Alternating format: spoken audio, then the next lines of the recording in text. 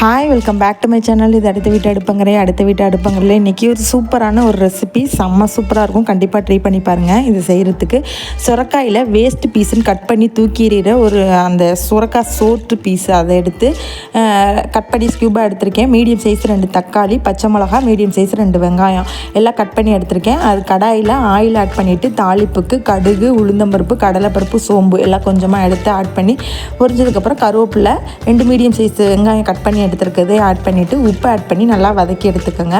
கண்ணாடி படம் வந்ததுக்கப்புறம் தக்காளி 2 மீடியம் சைஸ் அதையும் ஆட் பண்ணி வதக்கினதுக்கப்புறம் காரத்துக்கு 2 பச்சை மிளகா, அப்புறம் நம்ம ஸ்கியூபா கட் பண்ணி வச்சுருக்க அந்த சுரக்காய் சோற்று பகுதி அதையும் ஆட் பண்ணிவிட்டு தண்ணி எதுவுமே ஆட் பண்ணாமல் மூடி போட்டு குக் பண்ணாவே நல்லா குக் ஆயிரும்.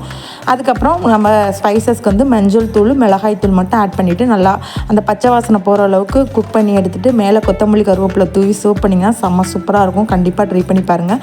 தேங்க்யூ ஃபார் வாட்சிங்.